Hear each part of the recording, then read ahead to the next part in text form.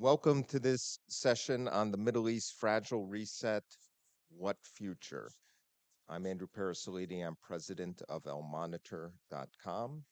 This session is premised on a recent dossier, which was titled The Middle East Fragile Reset, Actors, Backgrounds, and Disorder, published by the Middle East Council on Global Affairs and edited by Gallup DeLay, who's here with us today, and Tarek Youssef. If you haven't checked out the report, it's available online. I'd encourage you to do so. What I liked about this study, and there are many things to like, one, it's got a fantastic all-star lineup group of authors and analysts. Two, it does a great service to the blend of regional and domestic politics and how it's shaping the region.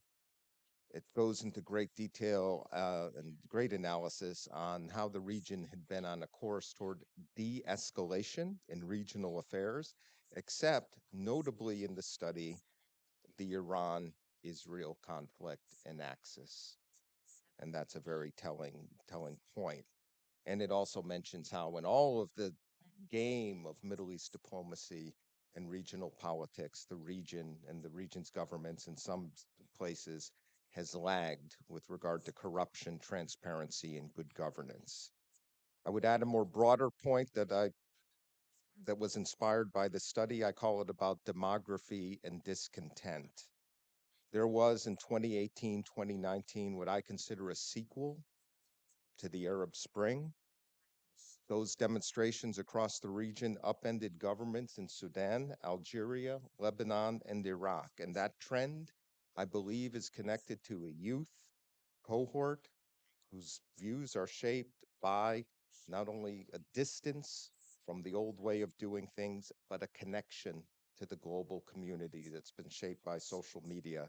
I had to give a presentation recently on Iraq. I noticed that more than half of Iraqis are under 30. No memory of Saddam Hussein, which was the reason for the 2003 invasion. And then you go back to Tishreen and you think about this. Anyway, one of the many points motivated by this exceptional study by our scholars today, that our scholars today are going to address.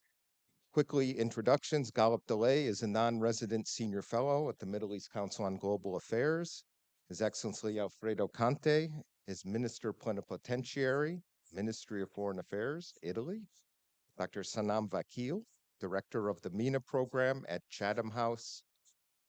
Omar Rahman, he's a research fellow, Middle East Council on Global Affairs, and Tarek Magarasi, Senior Policy Fellow with the Middle East and North Africa Program at the European Council on Foreign Relations. Welcome to you all. Gallup, you are one of the co-editors, project directors of this study. Let us start with you.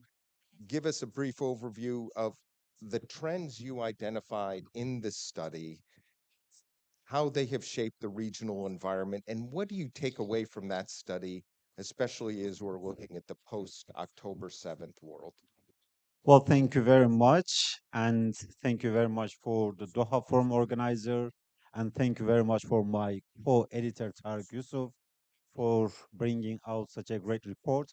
And also, one acknowledgement, the graphic design that you are seeing on the cover of our report, the graphic designer, his name is Rami Dalul. He is a designer from Gaza, and he designed this cover. And the last time that we had contact with him was right before all this power cut in Gaza. And unfortunately, right now, we don't know the fate of him. We don't know what has happened to him. And our thoughts, prayers, and our concerns are with him and everyone else under the fire there in Gaza. So, therefore, this is the human aspect of what has happened when you have the war invasion in the region. The idea that triggered the report, or the idea that triggered another dossier or workshop on the subject, was actually quite a recognizable one, because the question of order, disorder in the Middle East is an ever-present central question of the regional politics. It is a question with economic, security, political dimension. So it has been with us for quite a long time. So then why to have a new project or a new dossier on the subject? Because we thought that domestic, regional, international context of this question has dramatically changed over the last decade. At the domestic level, in the last few years, the idea that the region is entering a post-Arab Spring era in which instead of big transformative processes, the idea, the nitty gritty of the daily life, or the idea of a more technocratic, a more technical cooperation is gaining currency. But region, instead of talking about like the political transformation in the region, the idea of the economic developmentalism was gaining currency. The second one was the regional context of it. Again, over the last decade, if you look at it, one thing that has significantly changed is instead of the geopolitical power play or grand posturing or a security focused language, in the last few years, what you have seen is the regional language has become more and more economy, and the idea of regional normalization, regional reset was gaining currency and steam. And you saw this actually taking place across the board. Almost all regional actors were active participants of this process in one way or another. You see, the intra-Gulf rift was resolved between Qatar and the Gulf states. You have seen the even the Abraham Accord within Israel and then the Gulf states, the Turkey's normalization of relationship with the Arab Gulf states. You saw that a restoration of ties between Iran and Saudi Arabia, and overall flow between Iran and Gulf.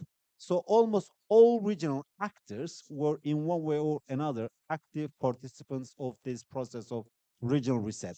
Obviously, there was exception. The key exception was we saw with non-existence of normalization. To the contrary, the aggravation of the tension between Iran and Israel, and also what I saw that there was more friction on the horizon between Turkey and Iran in this process. The international context of this process has also of this question has also changed. If you discuss the region maybe 10, 20 years ago, you probably would be tending to discuss it more as a kind of US centric region, or during the Cold War the idea of bipolarity was there for sometimes, but again it was quite a US centric region. But now the idea or the process of multipolarity in the region's relation with external powers were gaining currency. We saw that China has increased its footprint in the regional economy, Russia in the regional security, and there was a region-wide discontent with the US. Not only that the US was downsizing its regional presence or footprint, but the US is becoming less reliable, and then US is becoming less predictable. And I think that was more of a problem for the regional elites than the US downsizing its regional role per se. And that generated a very simple question. So, if we are experiencing a regional reset, then the main question is what should come afterwards? So, what should come after the regional reset and normalization? Because in the end, the reset and normalization is not an end in themselves, but they should be mean to other ends. And I think that was where we were trying to also see what are the idea of cooperation or minilateralism or multilateralism pops up. And there, the major event is also your question: is the October 7 and the right now the war and the invasion that we see is taking place in Gaza. I think that also is dramatically changing all aspect of these questions. At the domestic level, at the societal level, you see a significant level of what I call the anger accumulation. This is a phase of anger accumulation in the regional politics. And you can be sure if there is an anger accumulation, there will be anger explosion as well. So the anger accumulation at some stage would lead to the anger explosion and social discontent, or that will deepen the anxiety of the regimes, because this also means the deepening of the regime's insecurity in the region. If there is anger accumulation across society, that means the regime insecurity. And also, that means the process of radicalism in the region is back on the stage. because this war has not been regionalized in the form of the state actors joining the war, but this war has been regionalized in the form that all the regional states, in one way or another, very much emotionally, politically, socially involved with this war. And we see this clearly. Secondly, that has also changed the regional aspect of these questions, and the process, the nature and the future of the regional reset is changing. Now, obviously, maybe the question of normalization with Israel is not off the table between Israel and Saudi Arabia. But first, it has been delayed significantly. And secondly, even if it pops down the road, this time it cannot happen with no regard, if not at the expense of the Palestinians. I think for if the question of normalization pops up down the road again, there is and there will be a very much demand for the Palestinian question to be embedded into this process, not being sidestepped by this process. And finally, the US recently has been engaged in different activities to, in a sense, contain the role of Russia and China in the region. And to that effect, we also saw the announcement of certain projects. The IMEC in India was the one of the latest announcement of that time, that was premised on the idea of the trans-regional connectivity between India to Europe through the Middle East. And that was, the logic of it was that it will either rival or contain the China's role in the region. This project is obsolete by all means and purposes at this stage. I mean, it was already a hastily devised project, but I think with this, what has happened recently, this is more or less obsolete for the time being. And the idea of regional cooperation was also a big question of time, like different regional unilateralism or multilateralism was coming to the fore. And I think particularly there now there will be an Israel question. Like just look at the Eastern Mediterranean. There has been all these different talks also involving the Europeans as kind of region to region cooperative frameworks in one way or another to reducing the tension. Previously, the tension was between Turkey and a set of countries that involved Greece, Israel, and the Arab Gulf states. And I think right now the question will be how these regional unilateral efforts can take place given the background of an invasion and war. So therefore, there will be now an Israel question on this one. And the final thought: this process, in a contrasting way, is actually going to underpin rather than undermine the process of normalization between Turkey and Arab Gulf states. And for some time, it will reduce the competitive dynamics of Turkish-Iranian relationship. It will not, it will not get rid of it.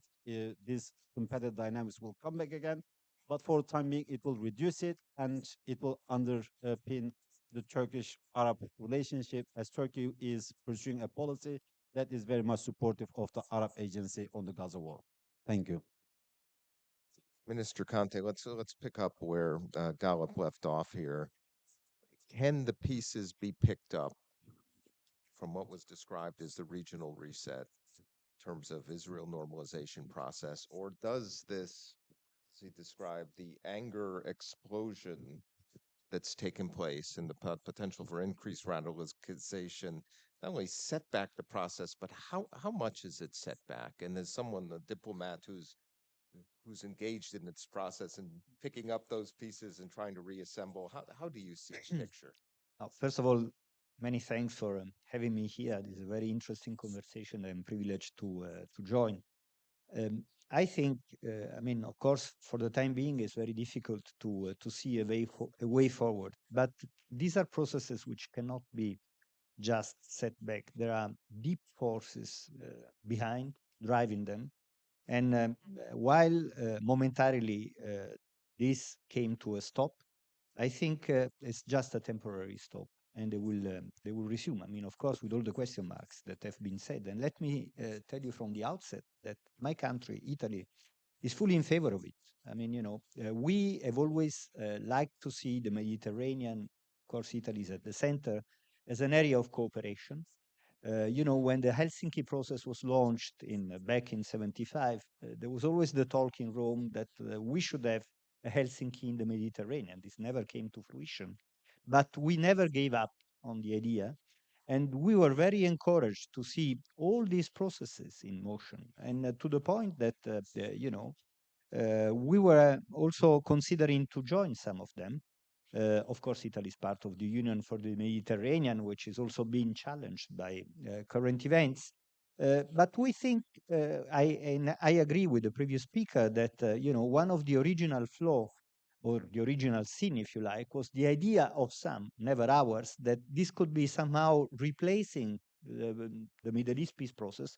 To the contrary, they should not be seen as an exclusive or alternative. And hopefully in the future, once, because we think it's fundamental, to restart a serious political negotiation to address the Palestinian issue, this could be supported by this normalization process. And, uh, the very encouraging part is also that also countries like Iran are part of this conversation, are part of this process. So there is a real chance that there is no spoiler.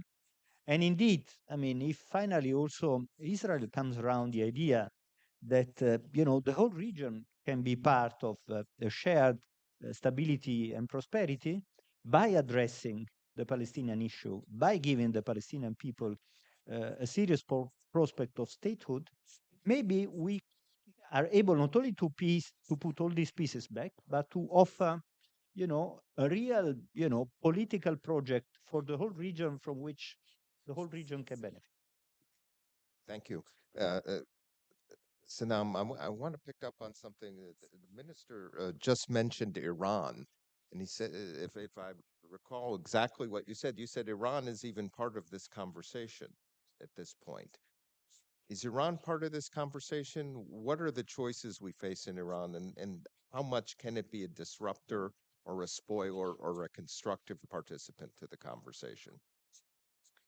First of all, thank you to the Doha Forum, the Middle East Council on Global Affairs. It's a pleasure to be here. And thanks for having me on the panel. An important question: where does Iran sit in the regional reset? Iran is indeed part of the reset. It has, for a number of years, really, since before the election of President Raisi, been trying to gradually and not immediately or successfully restore ties around the region. And the great irony of this moment is for President Raisi, it's this administration that has managed to rebuild ties across the GCC, showcase that Iran hasn't been contained. And much of Iran's outreach is, of course, designed to show that U.S. containment and maximum pressure is a failure. But there are economic priorities driving Iran's regional reset as well. The Saudi-Iran rapprochement that we saw earlier this year was a sort of final achievement. And taken together, I think the Islamic Republic of Iran has understood a few things from the past turbulent years that originated when the Trump administration withdrew from the Iran nuclear agreement. They've understood actually that their geography does matter, that regional relationships are important, and that the axis of resistance has proven to be a very effective tool of leverage for the Islamic Republic. So let me break them down.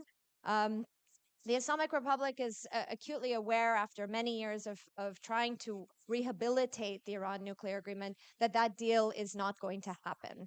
It's also aware that Europe in particular, despite efforts at preserving the Iran nuclear agreement, isn't going to be the savior or investor in the Iranian economy.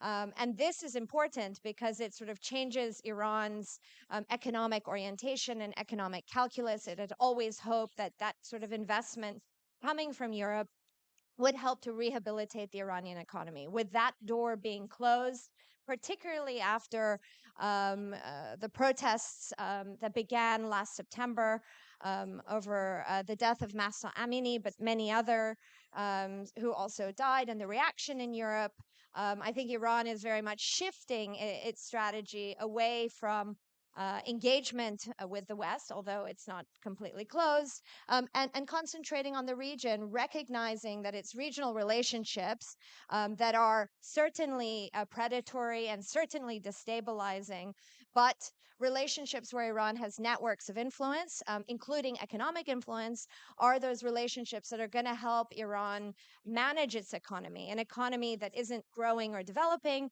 but an economy that needs to survive the impact of sanctions. And that's a really key driver of Iran's orientation. At the same time, though, obviously we know very well that Iran has, for a number of decades now, cultivated bottom-up networks of power, relationships in countries beyond its borders. Today, those networks are known as the axis of resistance. We can look at them collectively and assume that they function in some sort of concert, but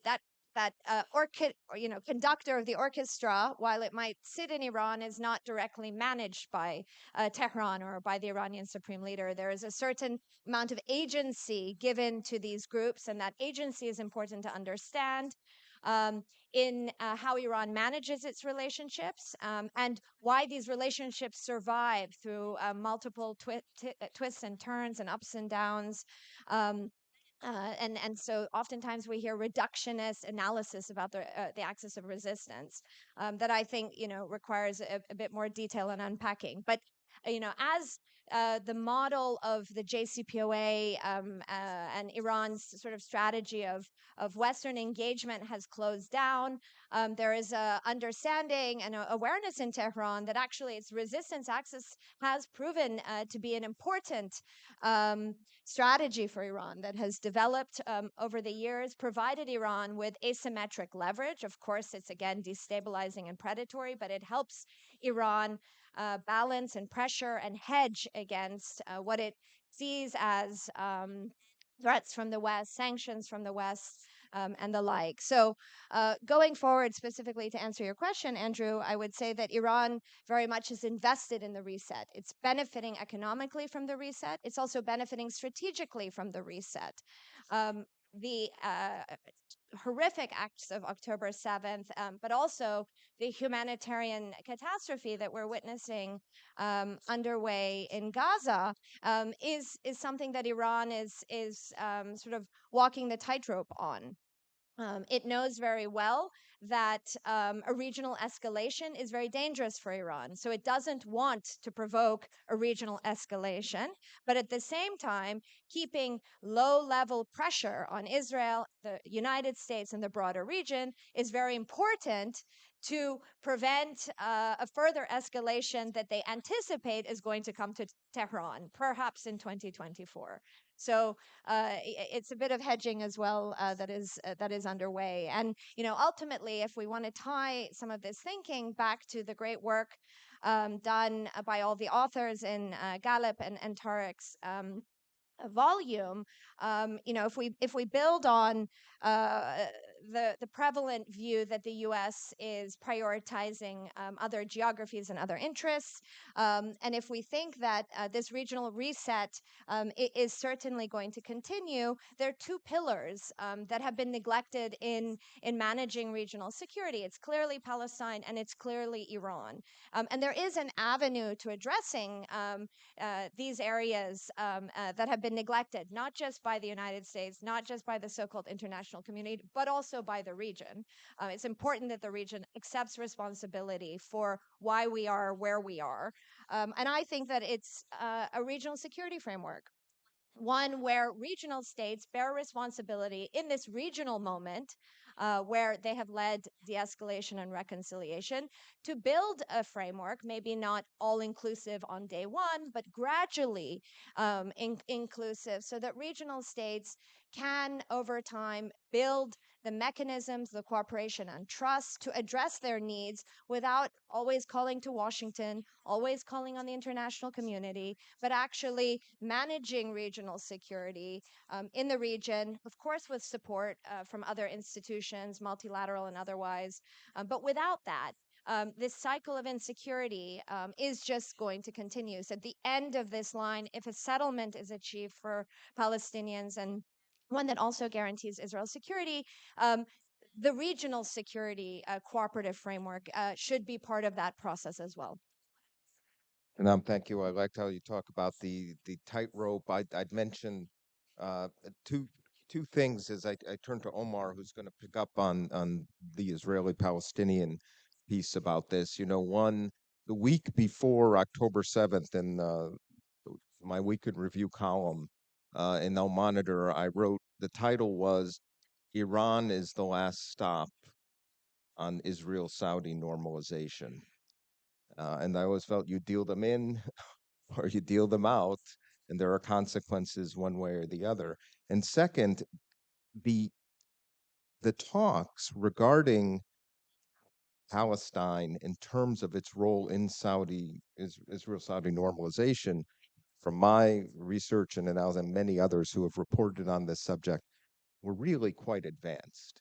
I mean, there were serious steps being taken at this point that was going to be part of the process. Again, with the open question being, I think, the decision of the Israeli government and Prime Minister Netanyahu, but the Americans, the Saudis, and the Palestinians seem to be moving in a very significant track.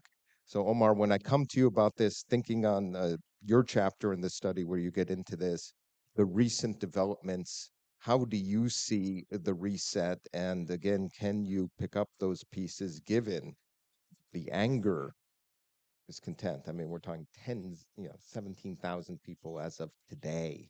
It's another generation, of people, not to mention just in Gaza, but in the region who've experienced this. The role of Iran and its choices ahead, and the regional picture. I mean, how can this be all plugged back in? Thank you, Andrew, and thank you to the Doha Forum and to the Middle East Council and Gadep and Tarek for the dossier as well, which I was able to contribute to. I think from my point of view on this question, I think we need to look at the process of regional reset just to begin with and what was driving it. From my point of view, it was driven by an exhaustion with the attrition that had resulted in the regional competition, the regional rivalries over the previous period that came out of the Arab Spring, and the realization by states in the region and regional camps that this competition was self-destructive, it was highly costly, especially Gadef mentioned the economic aspect of it, and that no one would emerge from this competition as the dominant force within the region. And so that, this was taking its toll on all regional actors. And I think there was a recognition across the board in the region that was a case, and I totally agree with Sanam what she said. A recognition that there needed to be internal processes of mediation that were important, structures in place, finding an accommodation, finding room for de-escalation and regional diplomacy. That you can't rely on the external factors in order to keep the region itself stable. I think we can contrast that, and I disagree with some things that were said earlier regarding the role of or the place of normalization, Arab-Israeli normalization, and the Abraham Accords in particular within that framework of de-escalation. I would actually say that those processes are a legacy or a continuation or connected to the previous period of regional competition, and that despite the framing of the Abraham Accords as kind of a peace framework, it was really more of coalition building within the region, confrontation with the perceived common ground of regional threats between those states, such as Iran, confronting other regional threats. So I think it was much more not about de-escalation, but actually escalatory and tension building, particularly between Iran and those states. And so when we think about the Palestinian factor, insofar as it's connected to the Arab-Israeli normalization that was happening, and I do think it's absolutely connected. And the way Palestinians perceive it is actually kind of through the Israeli lens, I think much more than the Gulf lens, because for the Israelis, at least in large part, normalization is about the Palestinians. It's about sidelining the Palestinians. It's about alienating them, marginalizing them, and undercutting their their connection to their regional support base, and making Gulf states and other Arab states kind of parties that have to balance between the relations between the Palestinians and the Israelis. And so the response of October 7th, again, insofar as it's connected, it's not fully connected to the Saudi front, but it's partly connected to that. I think is again about disrupting that process, and I think it will have a significant impact in disrupting that process because of the Israeli response. I mean, look at the total outrage in the region, and if Israel was the most maligned country in general prior to October 7th, on October 6th, although that maybe had waned, maybe there was some equivalence there. I mean, this has reasserted Israel in its response and its killing of Palestinians and the carnage in Gaza as the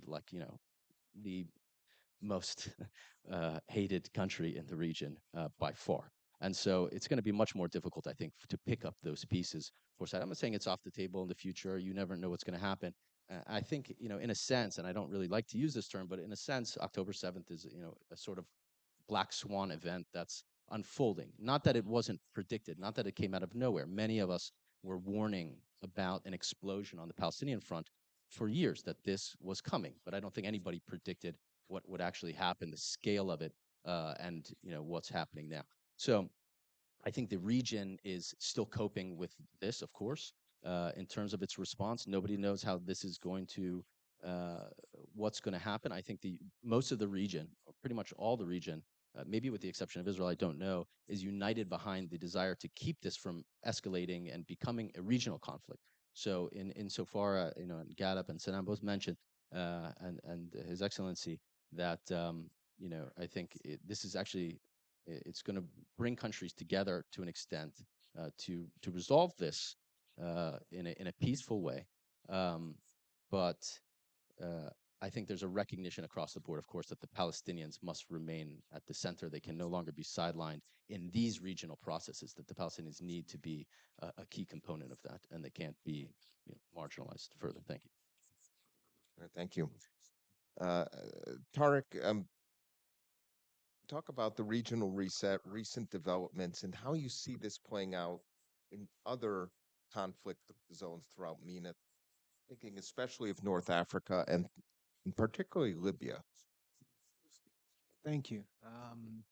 And thank you as well to the Doha Forum and the Middle East Council on Global Affairs for organizing this really great panel amidst an excellent conference. And it's actually kind of liberating to be the last speaker in a great lineup because they've all made all the main points, so I can just kind of ramble in freedom. But look, I'm glad you brought in the North African context, and I'm going to speak mainly about Libya in this context. And it's not just because of my sense of Libyan exceptionalism here, but in many ways, I do think that Libya is kind of a canary in the coal mine when it came to the story of normalization. We saw many of the dynamics that presaged the kind of breakdown in relations 10, 12 years ago now. The competition between Gulf powers with military and political proxies that presaged the blockade on Qatar that was to come. Military dynamics such as the use of Turkish drones in the battle for Tripoli in 2019, the deployment of the Wagner Group and the kind of explosion in illicit networks and illicit economies that came as a result. And again, in 2020, in many ways, you can say that it was the end of the Libyan conflict, this kind of idea of not only a mutually hurting stalemate between regional powers who were involved, like Turkey and the United Arab Emirates, but also between some of the other powers in the region, namely the Russians, that brought across this kind of fragile peace in Libya to end that war. And that then kind of rippled through the region because, as many of the other panelists have noted, it wasn't just Libya where this mutually hurting stalemate was to be found. But now that's kind of where the good part of the story ends, right? Because I see in Libya again now a reflection of a breakdown to come, so to speak. And you can see many of the flaws in that normalization process that led to this, and that we see echo in other more explosive theaters now, like Gaza, the Gulf Iran relationship, and so on. Because they say that war is politics by other means. But I think we see in this normalization process that perhaps this is just war by other means. It's a kind of agreement between elites to stop the military side of the fighting and to try to compete in a more peaceful format.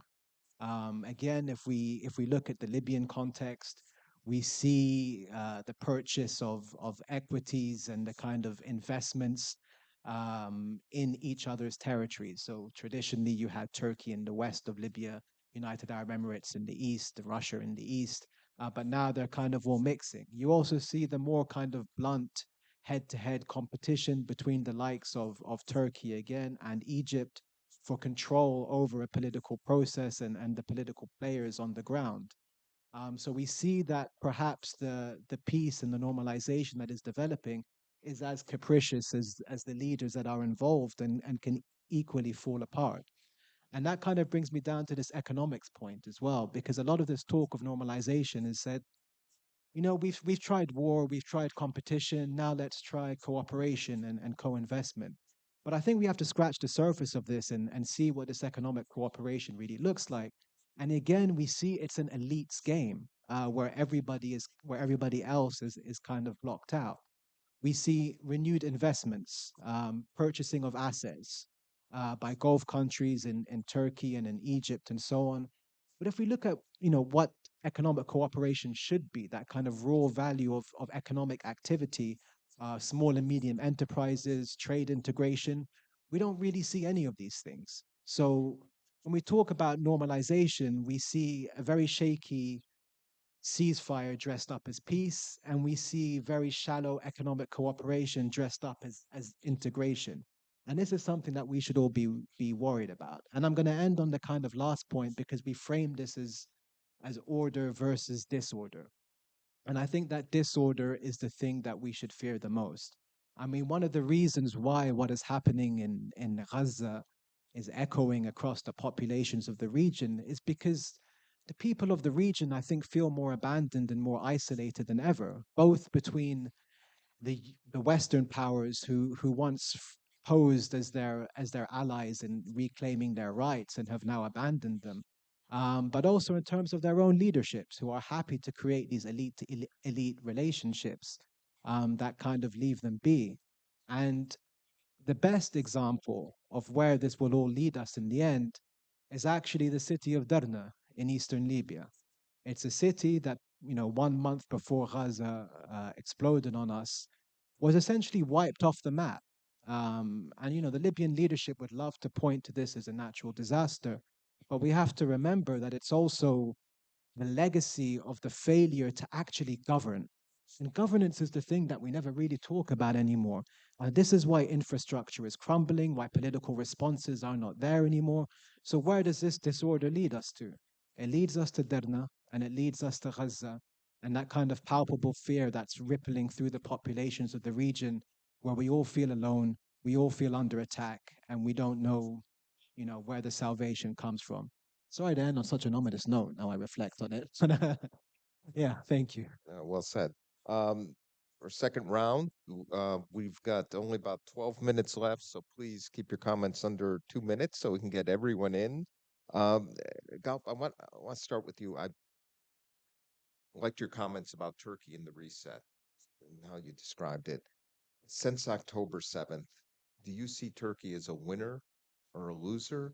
Why hasn't Turkey and Erdogan, for that matter, played more of a diplomatic role and instead just staked out the position he staked out?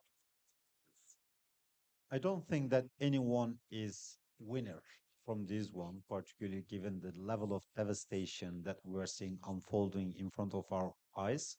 So no, no one is winner from this. If any group, it will be the radical of the worst kind.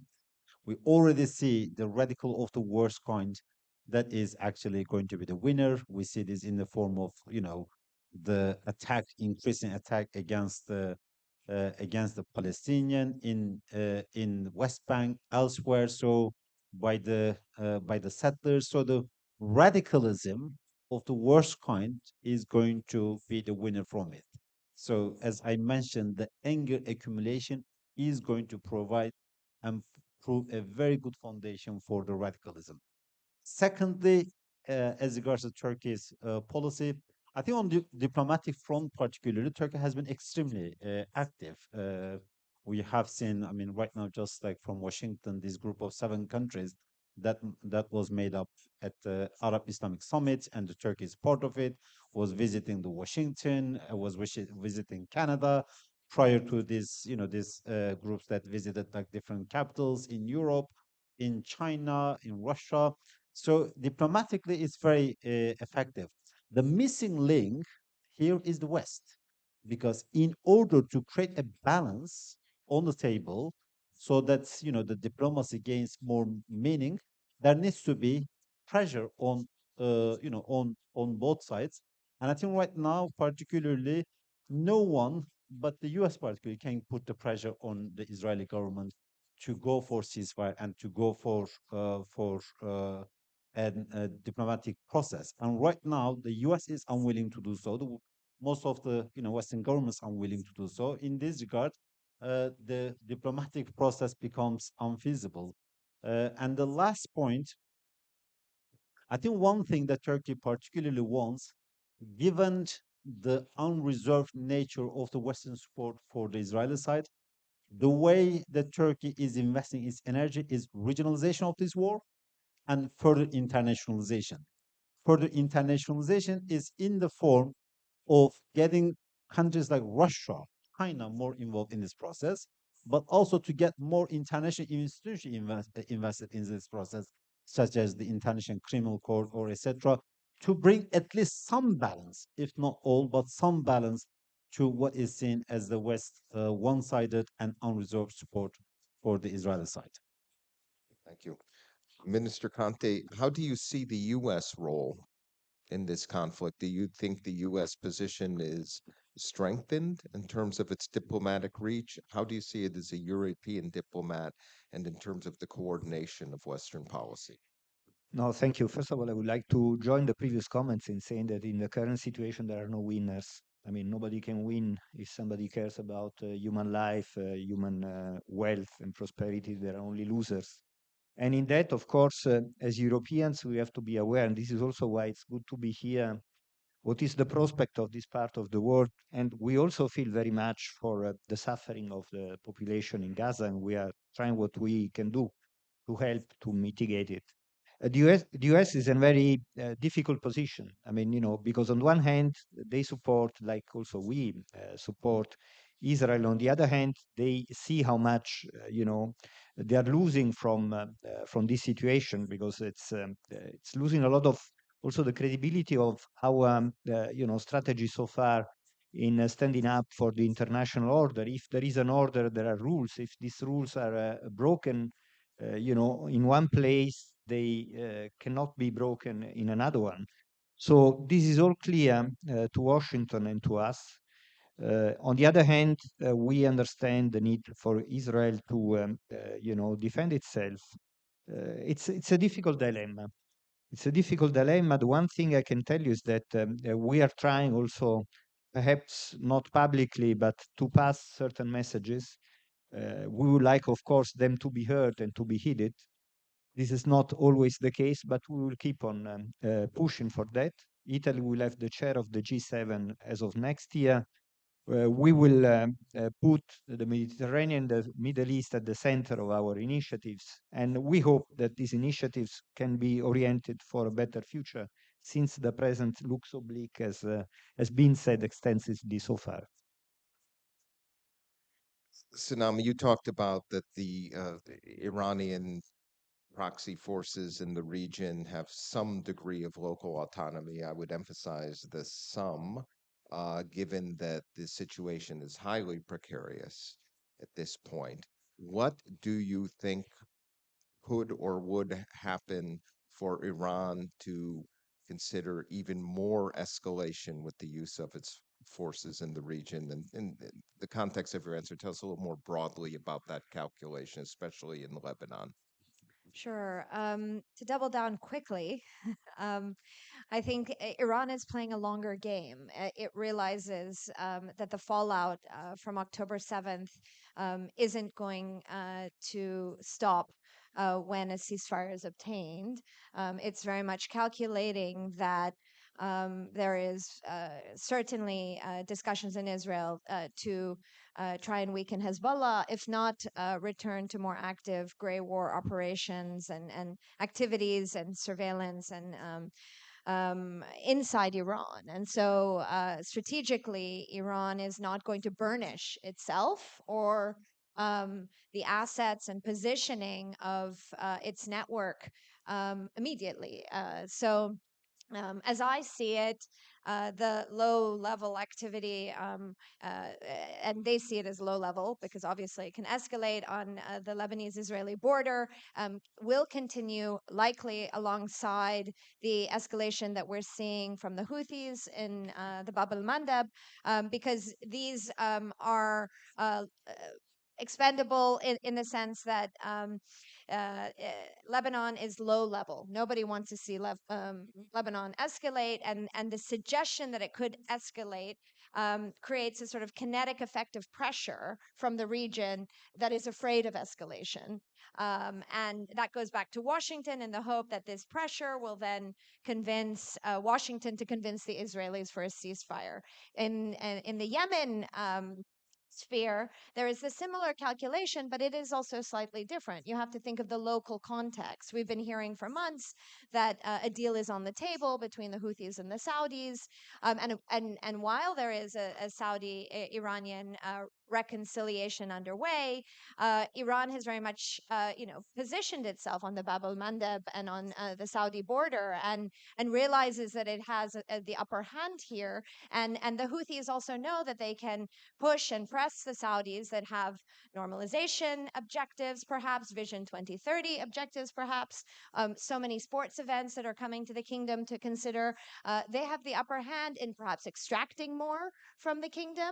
And I mean, we do also have to consider that negotiation for negotiation's sake is part of the strategy. Maybe the Houthis don't want to get down to accountability and governance, and prolonging this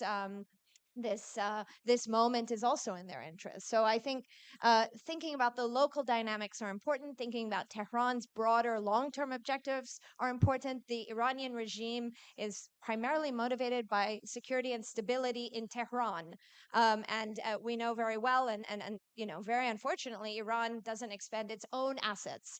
It operates and creates dysfunction in other countries, and the reality is that to remove Iran in all of those countries, you have to address accountability and governance in those countries. And so the problem set is more complex. The policy solutions are even harder and require longer term local, regional, and international investment. So no quick answers. Sorry. Good. Uh, Omar, back to Gaza. Israel has stated that its goal is to destroy Hamas, take it out. Is that possible? And is there a role for Hamas in a post-conflict Gaza? Heard Prime Shatia yesterday say if they accepted certain PLO revisions in the charter, uh, Salam Fayyad has mentioned a similar approach. Mohammed Dahlan has mentioned a similar approach. How do you see the future of Hamas?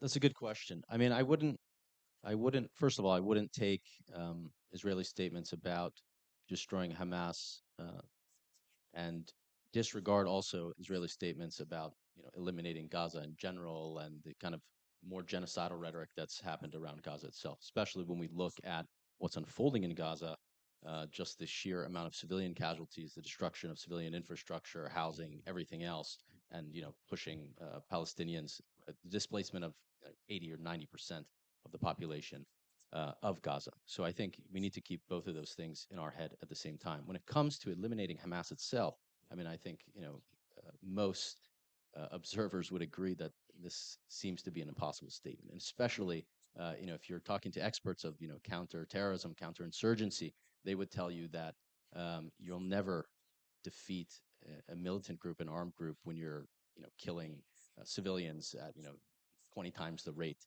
that you may be killing or, armed actors. You're just going to drive resentment, drive anger, drive trauma, and all these things that are feed this cycle of resistance. And Hamas itself doesn't have a monopoly over resistance within the Palestinian context. I mean, even if we look at the couple of years prior to October 7th, the new story in that factor was the armed groups that were arising out of nowhere, people equipping themselves to defend themselves in cities in the West Bank and the Israeli campaign against them. So, even if you're able to kind of, dismantle Hamas's infrastructure and capabilities to attack Israel, you're feeding everything else that gives rise to resistance, and you're not addressing the underlying political conditions that give rise to resistance. So I don't think you're going to do anything in that regard to undermine Hamas. What was the second part of the question you said? Was there one? What's possible and to address the future of Hamas within Gaza? Yeah, I mean, again, we heard the Palestinian the PA prime minister saying, the Palestinians, Hamas can come back as a junior partner. Again, I don't know how that. I said it yesterday on another panel. I don't know how that fits in within what's happening because the Palestinian Authority doesn't exist within a vacuum itself. But Hamas is, I mean, it was part of the Palestinian polity. It has support. It's a mass movement. It's not just a collection of armed actors and generals and all that kind of stuff. It is part of the Palestinian political movement. I don't know its fate, what's going to happen. Again, we're in a period of extreme flux, I think. But I think the political side of Hamas is going to have to be addressed ultimately. We just got the big red sign that says time's up, but I want to use the chair's discretion to give Tarek the last word. I was going to ask you pick up where you left off around the trend for governance in the region, because this was also mentioned in the study. It's an important trend. Is this post October 7th, does this have any appreciable impact on the governance trends that you all talked about in the study? And again, very quickly, please, but I think it's an important point. No, thanks. It is a very important point. I mean, look, I was thinking about this from before, from Sanam's comments when she was talking about how these proxies come about in countries like Lebanon and Iraq and so on. And it's always that the environment that we create breeds the conditions that we then lament. And so nobody wants to deal with issues like governance, right? It's boring, it's bureaucratic, it's technocratic, it's not sexy. We all want to play Game of Thrones and deal with elite politics and kind of zero sum games and so on. But this is the legacy of that. This is the legacy of not paying attention to governance for 10, 20, 30 years. Because it creates desperation, it creates what Ghalib was saying as kind of radicalism. And so really we do have to double down and to refocus. And I mean, we can frame this in the bigger issues of this normalization trend. And again, I turn back to economics. And it's funny because in another panel at another time, I was talking about how I started this track of my career with disdain for economics. I thought it was about politics, but now all I talk about is economics. And this is true because that freedom to be able to work, to earn, to find gainful activity in your life is the cornerstone of people's contentment. And taking that away from them or blocking that out for petty corruption or small-mindedness is the first kind of domino that falls on that train towards radicalization, on that train towards disenchantment. And it's not just a regional problem, as Alfredo sitting in Rome knows all too well, that when that disenchantment and that nihilism really hits home, they get on a boat and they cross the Mediterranean and it becomes Europe's problem. So I'll make it Europe's problem again and I'll close from here and hand it back. Thank you. Well said. And thank you all. I leave this panel with a couple of final thoughts from this last round of questions. I would just say this: the forces of radicalization being the only winner in this conflict, and I hope that the loser is not positive trends toward integration and the strategic steps that were being made prior to October 7th. There is a much greater challenge at this point. But again, those were trends as well. Hopefully, the pieces can be put back together. I want to thank an outstanding panel, great discussion. I want to thank the Middle East Council on Global Affairs, Tarek Youssef, Galip Delay, who is with us today to talk about their important study, and with the authors here and commentators, and of course the Doha Forum for this fantastic session and overall wonderful 2 days of conversation. Thank you all for coming.